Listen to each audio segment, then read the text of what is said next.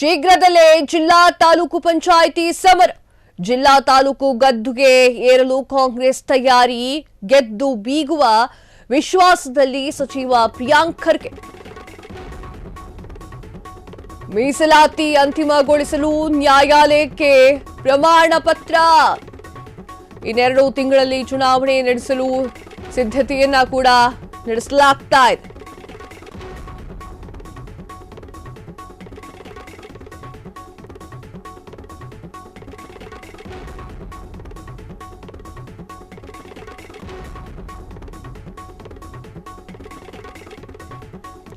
S, ಹೌದು, ಪ್ರಿಯಾಂಕ್ ಖರ್ಗೆ ಅವರು ಗೆದ್ದು ಬೀಗುವಂತಹ ವಿಶ್ವಾಸದಲ್ಲಿ ಇದ್ದಾರೆ.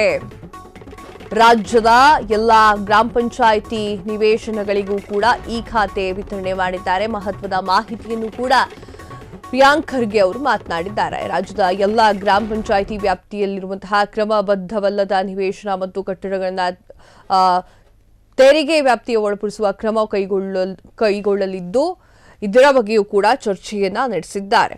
2013ಕ್ಕೆ ಮೊದಲು ಅಥವಾ ನಂತರ ನೋಂದಣಿಯ ಎಲ್ಲಾ ನಿವೇಶನಗಳ ವಿಚಾರವಾಗಿ ಅವರು ಮಾತನಾಡಿದ್ದಾರೆ. ಹಾಗೆ ಶೀಘ್ರದಲ್ಲಿಯೇ ಜಿಲ್ಲಾ ಹಾಗೂ ತಾಲೂಕು ಪಂಚಾಯಿತಿಯ ಸಮರ ನಡೆಯಲಿದೆ. ಯಾಕಂದ್ರೆ ಜಿಲ್ಲಾ ಹಾಗೂ ತಾಲೂಕು ಗದ್ದುಗೆ ಏರೋಕೆ ಕಾಂಗ್ರೆಸ್ ಸಕಲ ತಯಾರಿಗಳನ್ನ ಮಾಡಿಕೊಂಡಂತೆ ಕಾಣಿಸ್ತಾ ಇದೆ. ಗೆದ್ದು ಬೀಗುವಂತಹ ವಿಶ್ವಾಸದಲ್ಲಿ ಪ್ರಿಯಾಂಕ್ ಖರ್ಗೆ ಅವರು ಇದ್ದಾರೆ. ಮೀಸಲಾತಿ ಅಂತಿಮಗೊಳಿಸಲು ನ್ಯಾಯಾಲಯಕ್ಕೆ ಪತ್ರವನ್ನು ಕೂಡ ಪ್ರಮಾಣ ಪತ್ರವನ್ನು ಕೂಡ ಕೊಟ್ಟಿದ್ದಾರೆ. 2 ತಿಂಗಳಿನಲ್ಲಿ ಚುನಾವಣೆ ನಡೆಸುವಂತಹ ಸಾಧ್ಯತೆಗಳು ಕೂಡ ಹೆಚ್ಚಾಗಿ ಕಾಣಿಸ್ತಾ ಇದೆ. ಇನ್ಯಾವುದು ಕಾಂಗ್ರೆಸ್ ಗೆಲ್ತೀವಿ, ಬಿಟ್ಕೊಡೋದಿಲ್ಲ ಅನ್ನುವಂಥದ್ದು ಪ್ರಿಯಾಂಕ್ ಖರ್ಗೆ ಅವರ ಮಾತು. ಯಾವುದೇ ಎಲೆಕ್ಷನ್ ಬರಲಿ ಅದರಲ್ಲಿ ಕಾಂಗ್ರೆಸ್ ಗೆದ್ದು ಬೀಗುತ್ತೆ, ಗೆಲ್ಲುತ್ತೆ ಎನ್ನುವಂತಹ ವಿಶ್ವಾಸ ಅವರಲ್ಲಿ ಇದೆ.